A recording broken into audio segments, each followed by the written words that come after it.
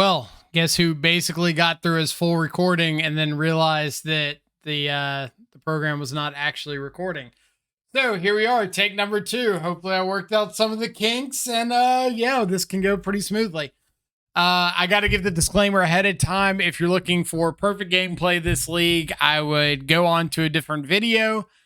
We did pick up a loss this league, foreshadowing. I know, I'm sorry, I let everybody down. Anyway, let's go ahead and get into the matches. Deck list, exact same as the last league, except I swapped out the second Kaito in the board for an Alpine Moon. Just wanting to flex around a little bit, see what happens. So, yeah, let's get going. On to round number 1 against something with spells and stuff. There we go. All right, so on play, round number 1. Really good opening hand. Ragavan, Thought Seizes, counter spells, lands. Our opponent mulled to 5, so I'm going to lead off on the Thought Seize to try to get value out of these. If I lead off on Ragavan and they play like a really good 1-drop, then I might not be able to get value out of the 2 Thought Seizes. So that's kind of why leading off on Thought Seize over Ragavan. And it kind of helps protect the Ragavan. But we see we're against Hardened Scales. We do get to nab 2 Patchwork Automatons, and then Croaks is going to take the last card out of the hand, which is a 3rd Hardened Scales. So now we're just going to kind of hope to get pressure going. Of course, they top deck Saga. Probably best top deck they could possibly have right there. But we'll try to find a way to manage. Get to hit them with a Ragavan, play out Shredder, hold up Drown, and we're just hoping that like we can clear off some Saga tokens. If they do get like a Zabaz or something, maybe that's not too scary. We can kind of fight through it. But any draws for the most part are good draws. And we find a Welding Jar off their yard or off their library, so we can double spell, get a Ledger Shredder trigger, which finds Pluto Delta, which is absolutely perfect because now we can get back Croxa and hold up 2 mana for Drown in the lock. So I think from this spot, we should be pretty good shape. We've got like Croxa triggers coming in. We can Welding Jar one of our treasure tokens. No, okay. But if our opponent does go for like a 2 mana or 4 mana play here, like a Hangerback Walker for 2, we can Welding Jar one of our tokens, put the 4th card in the yard, and be able to Drown in the lock. But unfortunately, they just go for making constructs and getting a Basilisk Collar, which I was not expecting in the slightest. We're going to get our turn, try to get a Ledger Shredder trigger. We see that they have something dead coming off the top, so Drown in the lock the construct, then we can attack in. I'm not sure if it was lethal. I didn't do the math, but either way, I think we were in a good spot. Sideboarding against Hardened Scales, boarding in like Dress Downs, EEs, Terminate, stuff like that. Boarding out Thought Seizes because they're dead after like turn 4 or so. And then boarding out Ragavans because they get stonewalled extremely easily. Spell Piercer Relic because we're sitting on this double Drown in the lock, and I kind of don't want those to be dead. Plus, Spell Pierce is just getting like more and more dead the farther along we get. So, counter an Automaton. Definitely don't have the mana to mess around with that.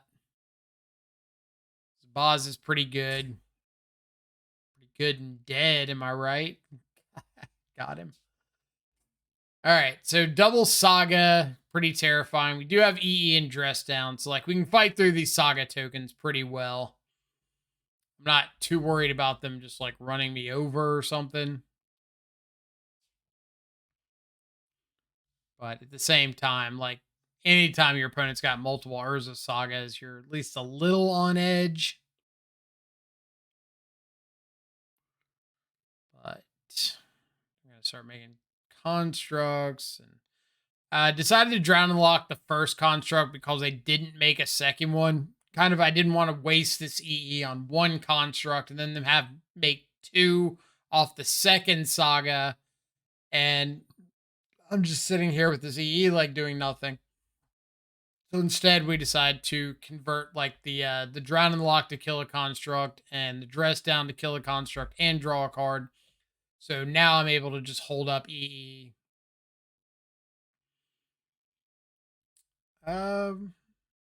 Maybe should have played the second shadow there, but I think the only way I'd die is like Hardened Scales into Ink Moth or something. So I kind of want to hold up the double removal spells, or I say Hardened Scales and Ink Moth, like Hardened Scales into Arcbound Ravager into Ink Moth. So I think like holding up the double removal spell there is a little more safe. And now if my opponent like casts a Hardened Scales or something, I can always respond by killing the Walking Ballista. If they had pinged me for 2, then I could have tapped Fiery Islet, tap Fiery Islet, and I've got 2 lethal attackers plus a Terminate. So they let the Walking Ballista die, put the counters on the Ravager. That's fine. I just get to attack with like 2 big shadows. You have to block with either the Ink Moth or the Arcbound. Since they don't have a Hardened Scales out, like either one blocking is a-okay with me since I've got this Terminate. And I'm pretty much just like, if they put any sort of spell, any creature on the stack, I would terminate the Arcbound Ravager because I don't want them to be able to move those counters over. They went for a Welding Jar and just kind of conceded while I was thinking. Here, kind of like game 1, except the opposite side of the spectrum, or match 1. In match 1, my opponent mulled to 5. I wanted to get value out of my Thought Seizes. In this match, I'm on the play. My opponent kept 7. I've got 2 Thought Seizes and a Ragavan, so I'm going to fire off Thought Seizes to protect my Ragavan instead of like just try to get value out of the Thought Seizes.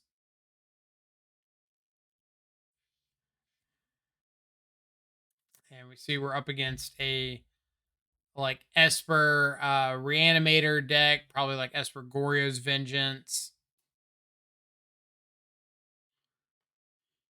But we just got like a whole bunch of Ragavans and Hand Disruption. So we know their hand is Atraxa and an Unknown. I think the only way they get us here is if I want to cast a Shadow or Shadow Prophecy to kind of get some stuff going. But I think the only way that they get us here is if they have like an end of turn, the 2 mana instant speed, draw, discard 1. And if they don't, then we're going to get to untap with Spell Pierce, or better yet, next turn we can have Drawn and Lock. But we get an Ephemerate off their library, so we're going to do the fun play of just like vote Kroxa or cast Kroxa, Ephemerate it, get 2 cards out of their hand with this. We know they get a free discard on Atraxa, but we've got multiple counter spells for the Goryo's Vengeance, so that's fine. And then next turn, we can escape the Kroxa, get like any remaining card out of hand, and hopefully still have a counterspell available. So yeah, we knew one of their last 2 cards was Goryo's Vengeance. We get to counter that, convert on our Spell Pierce, and the next turn we can escape Kroxa, get the last card, hold up Drown, and hopefully be pretty smooth sailing from there. Sideboarding, boarding out like Bolts and Heats because they don't kill the stuff that gets brought back, bringing in Unlicensed Hearses, Dress Downs, Spell Pierces, Fluster Storms, all of our cheap interaction. As we can see here, reasonable hand with like turn 1 Ragavan, turn 2 Hearse, kind of hoping that if our opponent does answer the Ragavan on turn 1 or 2 like that we'll be able to drop down Hearse on 2. I don't believe these decks actually play much counter magic, which is a little surprising, but I know they have like Grief and Ephemerate and stuff, but we don't care about Grief, or we don't care about the if they have an Undying effect. Ephemerate gets around Unlicensed Hearse, but so be it. Like, as long as we're not getting killed by a Reanimate effect, we're kind of okay. Also of note right now, our opponent does not have black mana. So if they have like Tainted Indulgence or Shadow Prophecy or something like that in hand, they can't actually cast it right now. So anyway, on to match number 3. Opening hand, we need lands, but we do have like a Mishra's Bauble to help find it. Let's back up on that Thoughtseize real quick. So Thoughtseize sees Consider, Shredder, Lightning Bolt, Spell Pierce, Bauble. Decide to take the Consider, take the turn 1 play, so that hopefully the second Thoughtseize can either get like Shredder, or if it gets Spell Pierce, that's kind of okay. If I find a second land, I've got Drown in the Lock for Shredder. So we're just kind of working up the ladder a little bit. That does nab a Spell Pierce. Fine, like, obviously I would like to find a second land, but as long as I find one relatively soon, I think I'm still okay.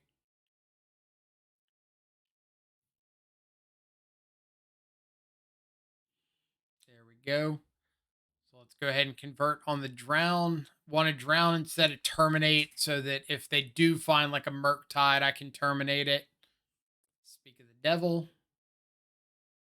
Nice. Terminated mURktide. I don't want to play out this Shadow until it's at 4 power, because I know they have a Lightning Bolt in hand. Obviously wish that Swamp had been a fetch land, but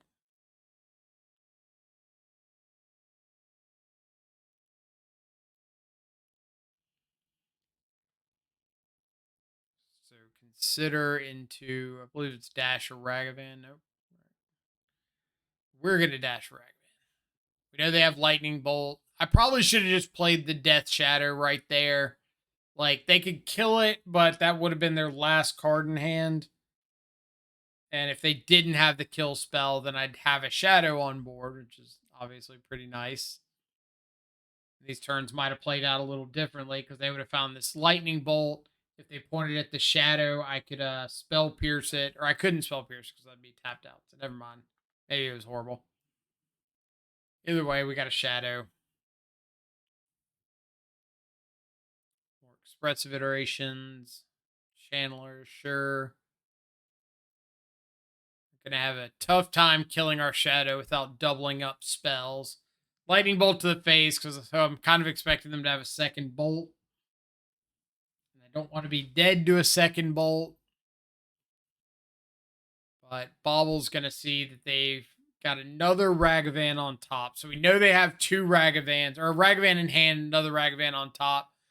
If they've got a Lightning Bolt, I can't do much about it unless I call or draw a counter spell. So I'm just going to let this Ragavan attack through. I don't really want to kill the Ragavan when I know they have a second one. Like Ledger Shredder Defined for them is really good. Expressive Iteration's good, but I'm dead to Lightning Bolt. Like, all these cards are good, but I am dead to Lightning Bolt. But once it gets to my turn, like, I don't have a choice but to attack and pray. So that's kind of what we go for. Get a little lucky there. They didn't have the Lightning Bolt. But we'll take it. We'll take it. We gave ourselves a chance to win there and managed to. Sideboarding, board out all the Thoughtseizes, board out some Drowns. Especially on the draw, I board out a bunch of Ragavans. On the play, I'll keep a couple extra Ragavans in. But board in like Kaito, Unlicensed Hearse, Spell Pierce, Flusterstorm, all that kind of stuff. All the fun stuff.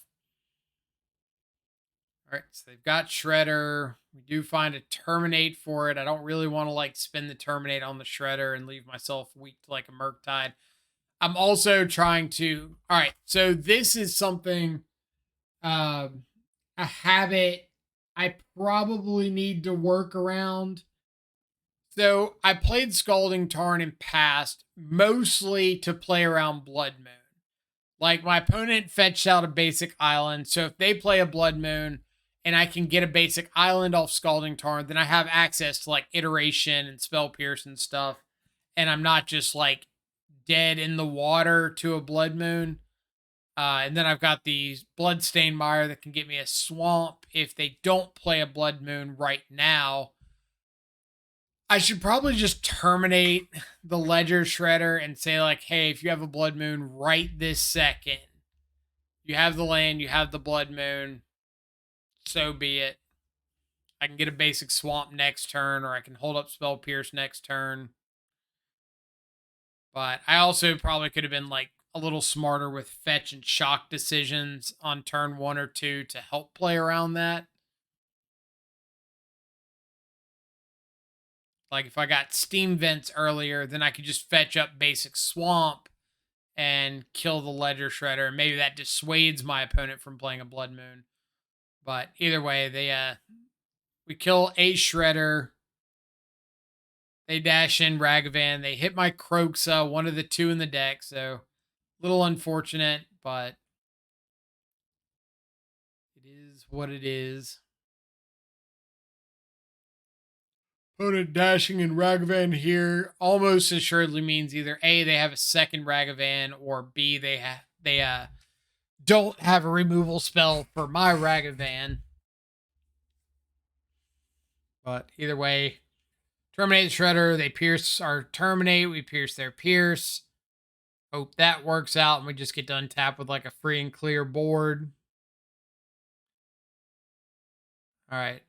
Probably another little like misplay from me. I think I should have just gone for the EE here and just wiped out the Ragavan. And added this shadow to hand instead of exile, because I kind of get in this situation where I'm leaving this shadow out to dry to an Unholy Heat, and I don't get to EE away the Ragavan. If I just waited until next turn, then I could have had like ping myself with Fiery Islet, ping myself again, play a shadow that doesn't die to Unholy Heat. And they hit our second Kroxa. Find a counterspell. We do get to Flush Storm the counterspell. Now we've got EE up. We can play out our tap Steam Vents, and we've got an answer to the Ragavan. They've got 2 unknowns in hand. We've got this iteration. If we kind of make it through this turn on good footing, then maybe we can get out of this. Shredder is fine. I have no idea why I didn't Unholy Heat first. My only guess is that I wanted more mana available in case they had Spell Pierce, but I should have just said, like, yeah, I'm going to Unholy Heat. If you got Spell Pierce, I'm going to pay for it and then probably still cast my iteration. And that would leave you empty-handed. But instead, I like gave him a Connive trigger here, which I just didn't need to do. And they find a mURktide because, you know, of course, mURktide finds a mURktide. All right, so I find a shadow. I put this iteration on the stack, find another shadow, a Ledger Shredder, and a Bolt. My immediate thought is if I get down double shadow here, I can connive with the Shredder, get it up to a 2/4, so it's not dead to Bolt. So the only things my opponent can have that kill the Shredder are an Unholy Heat, another Unholy Heat, a Fury, and a red card. They can maybe bounce it with a Brazen Borrower. And I think this was like really, really greedy on my part. I should have just like put Ledger Shredder in exile, Shadow into my hand, cast the Ledger Shredder, depending on what my opponent does, connive away something dead, whatever I draw, or connive away like the second Shadow, and just had 2 Ledger Shredders and a Shadow.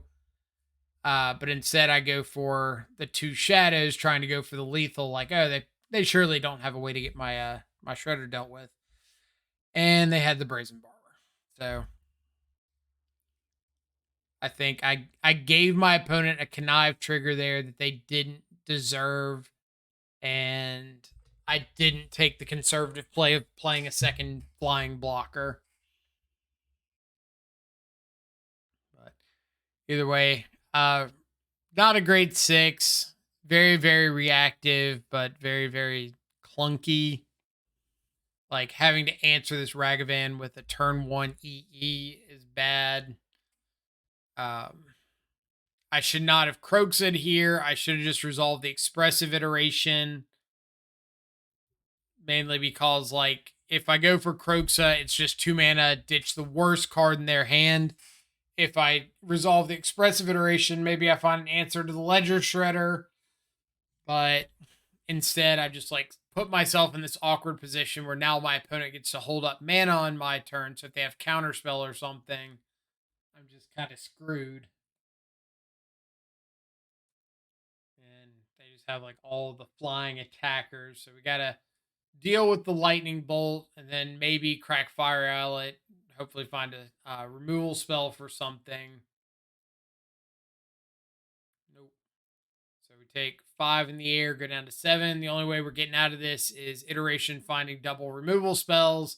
And it's these 2 lands and a shadow. So pretty easy scoop there. So yeah, game 2 we could have played a lot more optimally and just not been as afraid of Blood Moon. So this is match number 4. I guess we can talk about the mulligan decisions real quick. The opening hand was 1 basic swamp. Pretty easy ship here. Like, we can't play Ragavan. Can't do anything with Bolt or can't do anything with Drown. We're ways off of Shadows. 6, no red mana, so we can't Ragavan. We could like Thoughtseize on turn 1. If we hit a second land on turn 2, it's not the worst, but like we don't have access to our best turn 1 play in Ragavan, and then there's no guarantee of a second land. If we don't hit a second land, this hand does literal nothing after turn 1. So we mold a 5, keep a couple Thoughtseize, a Shadow. Maybe we can kind of leverage the Thoughtseizes in the Shadow. See, burn, take their only threat. I know people will say like, "Oh, take a spell because you have an answer to the Swift Spear," and I think that's a little awkward thinking because if my opponent has like a top deck Eidolon and I spin the bolt, like I'm just dead on board. I cannot do anything against that. But if I save the bolt, then I have a potential answer to that. Last turn, my opponent suspended a Rift Bolt. I played out the Shadow, kind of hoping that they would just go to my face. With a hand like this, I have nothing going on. My only out is my opponent doing something poorly. So I play out the Shadow kind of in the hopes that they'll just throw spells at my face and Shadow will get to live. They think they can outpace me. Instead, they throw a lightning bolt in my Shadow, which means I am so far dead in the water. My opponent's got multiple redraws. They've got a Searing Blaze in hand that I know about. So if I do find a threat, they've got 3 damage rolled up. I can't fetch or like cast Thoughtseize or anything without being dead. So we'll go to game 2. Sideboarding against Burn, taking out all the Thoughtseizes. I trim a Ledger Shredder and an Expressive Iteration, but I could very easily see like trimming 2 iterations if you're more concerned about like Sanctifier on Vec. Plus Shredder is just like reasonable in the matchup. All right, so they've got a Swift Spear. We've got more lands. Get down Shredder here. If they do go for like land Searing Blaze, that does set us up for a nice Death Shadow plus Flusterstorm next turn. But instead, they go for 2 dudes, which is pretty fine with us. So we can just like soak up a couple damage here, play out EE, hold up EE to 3-for-1 them. And ultimately, these 3 guys would have only done what, like 3 damage. So go for main phase Lava Spike. We say sure. I'm really expecting them to follow this up with a an Eidolon. We'd be in some trouble, but they don't. So fantastic spot for us. Now we get to connive, get rid of Croaked, pick up a second counter spell, and hopefully we're just kind of like coasting from here. Don't want to tap off my double counter spell. My opponent's got 3 cards in hand we can theoretically counter like 2 of them fairly easily. Go for the Flusterstorm instead of the Spell Pierce here because I have seen Burn play things like Ensnaring Bridge plenty of times in the past, and Flusterstorm would not be able to answer that. So, but now that I've gotten Drown in the lock, I'm kind of okay with firing off counter spells on whatever I can.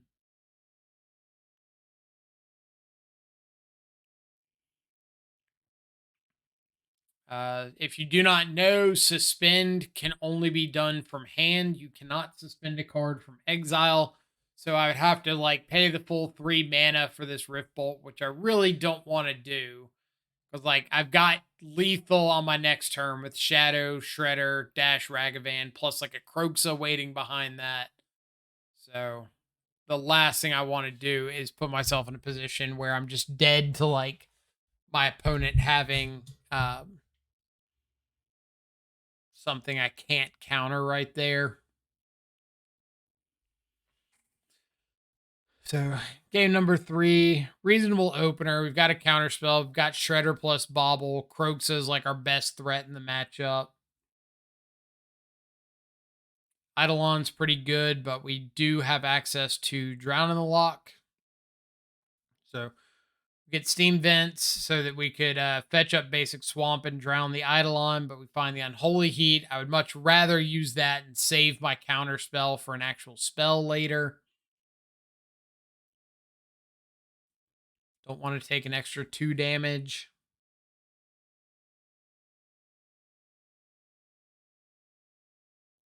All right. So let's bobble. We'll go ahead and flip over this Kroxa. Like I'm A-okay letting my opponent bolt there. I'm so far off of that Ledger Shredder being like anything close to lethal, and that just gained me 3 life. So I know they've got 2 cards in hand. I've got a Kroxa to cast next turn, hold up Spell Pierce. So hopefully I can get everything kind of out of hand pretty quickly.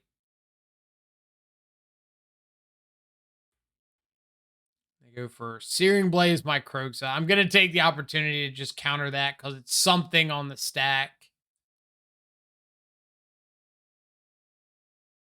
All right, so they're empty-handed. We've got Ragavan. Opponent goes for an upkeep Boros Charm. Cool. Since we found the fetch land, I'm just going to hard cast out the Ragavan instead of dashing it. So that way we can hold up Drown in the Lock on our opponent's turn and then get basic Swamp like this, untap Escape Kroxa. So we should be able to win this race pretty handedly. I've got to get more used to the bobble control route. Like I should have bobbled my opponent there before the attack, seen that they had Eidolon, recognized that like I don't care if my opponent draws Eidolon, that's a dead draw. So I should just let them have the Eidolon, escape the Kroxa, and go from there. And like next turn, get to attack into the Eidolon. My opponent would be at 5 after triggers, so they have to block the Kroxa. So when I say Eidolon's a dead draw, I mean literally the card does nothing on the board right there.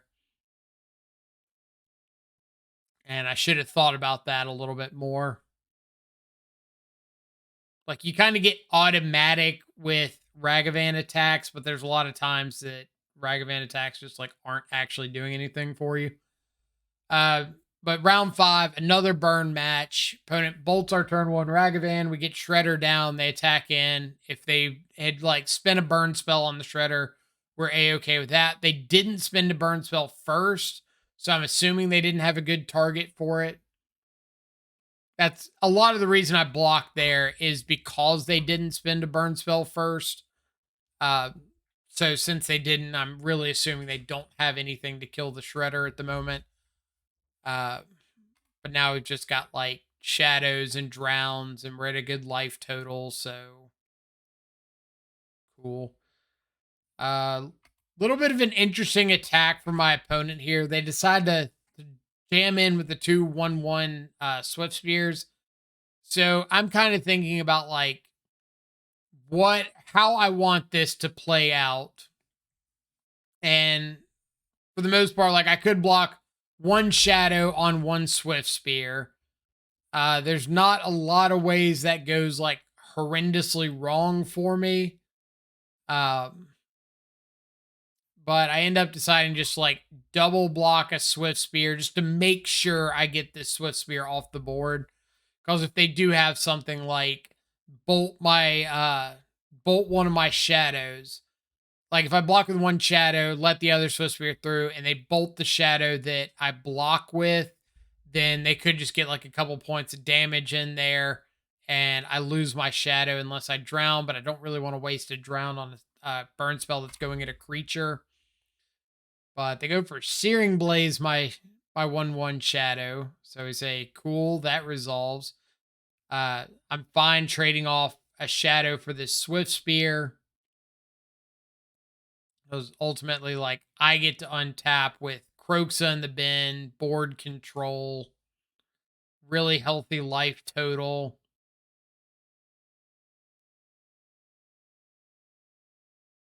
Kind of all this stuff.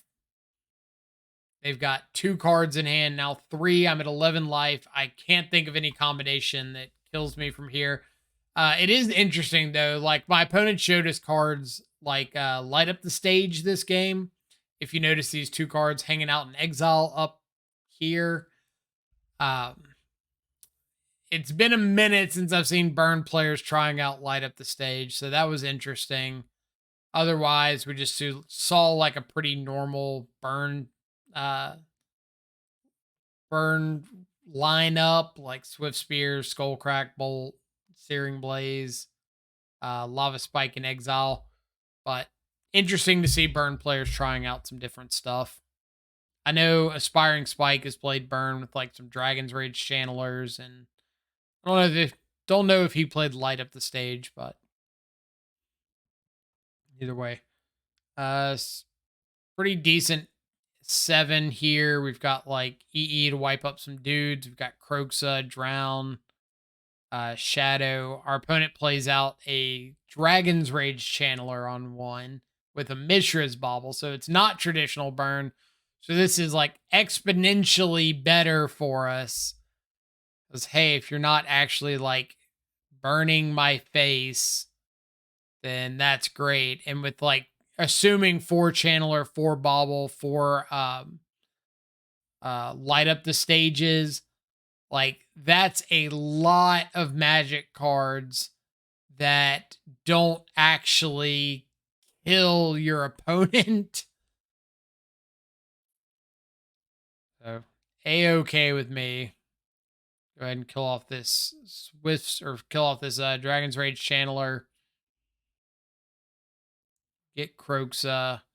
I thought about fetching Shocking and putting Shadow down, but like I don't think there's any sort of a rush to. Instead, if my opponent fires off some spells here while I can't counter, then I just get to like untap and play Shadow plus hold up Drown or something, and that's pretty good for me. Like they're down to 1 card. They have a Rift Bolt. Remember, you cannot suspend a Rift Bolt from exile. So if they want to play this Rift Bolt, they're going to have to pay the full 3 mana for it. And I can't think of a combination of burn spells they can have for 4 mana to kill me from 8 life. When one of those spells is a Rift Bolt and suspend, they got to pay 3 mana for, and they don't have a second white source for double Boros Charm. So let's go ahead and knock one of those 2 cards out of hand. Hold on to this Drown in the Lock for dear life. And we see that our opponent has got nothing going on, so we're just going to kill this Swift Spear. And that's it. That's that's a 5-match league in under 35 minutes. So if you got any questions or concerns, really the only thing that I'm like super uncertain about with the list is this Alpine Moon. Really, really hesitant on it. I think I would rather have that be maybe even like a third unlicensed hearse, because I've been seeing a lot of mURktide and a lot of Reanimator lately, which Reanimator is already like a pretty good matchup, so I wouldn't be too concerned over that one. mURktide can be a little bit awkward though, but being able to shut off like mURktide itself and Dragon's Rage Channeler and Unholy Heat and stuff like that is really really nice. Mystical Dispute could also be one in that slot, but something like that. The main deck otherwise has really really performed well for me. Um, I know people in like the Discord have been asking, "Oh, why are you playing 20 lands?" I still get mana screwed on 20 lands a reasonable bit of the time. So mainly I'm paying or playing 20 lands because I want to escape Kroxa as reliably as I can without being like a 26 land deck. Um, Also, you have the ability to ditch extra lands to Shredder, so it's not like the end of the world if you flood out some. Why Lightning Bolt over Fatal Push? Because I like being able to cast my spells proactively. Um, which I know Unholy Heat is a little reactive, but Unholy Heat also kills like Evoke Elementals, kills Planeswalkers, kills Scion of Draco, a lot of annoying stuff that like Fatal Push doesn't touch. So I'm already compromising on playing a reactive spell with Unholy Heat. Let me have the Lightning Bolts. And I kind of figure like the only time that Lightning Bolt is necessarily worse than Fatal Push is one, if you're playing a mirror with a bunch of like shadows and scourges and stuff, or two, if you miss sequence against something like Hammer Time. Like you get into a fight over a hammer and you make the first move and your opponent responds with a hammer. Uh, Other than those situations, like Bolt can do the same job the vast majority of times. You might have to adjust your play patterns like slightly in some spots, like not being able to kill Ledger Shredder after it's connived, but so maybe you have to hold up that mana instead of just like playing out your turn and pushing. Uh, but ultimately, I think with like Ledger Shredder and Kroxa being so integral to this variation, having the ability to proactively cast your spells is super, super important, which is why I'm only on like one spell pierce and uh, no fatal pushes, because you're just not always going to have targets for those things. And if you don't have targets, you're not casting your spells proactively and you're not getting like the connive value and stuff like that, getting stuff in the yard for Kroxa. The other question I get a lot is why no Dragon's Rage Channeler?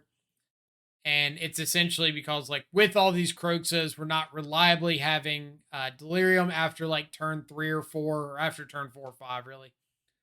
Uh, so Unholy Heat's like great removal in the first few turns. And then after that, once we start escaping Kroxa, we kind of want to like finish the game out quickly. So you're not really so concerned about having Unholy Heat live on turns 6, 7, 8, 9. The other reason is Dragon's Rage Channeler is just like really awkward into a bunch of removal right now, into heats, into lightning bolts, prismatic endings, um, Renin 6, which, yeah, like heat and prismatic ending and stuff can answer Kroxa as well, but it's going to cost your opponent usually 3 cards to do that. Like Kroxa on the front side, Kroxa escape, removal spell. And I am way better off with my opponent needing 3 cards to get rid of Kroxa as opposed to 1 card to get rid of Dragon's Rage Channeler often on curve.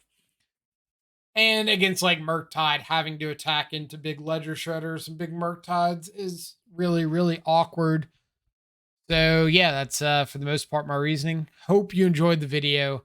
Hope it brings you some good luck in your next Shadow League, and you get to take a little bit of my punts and learn from them.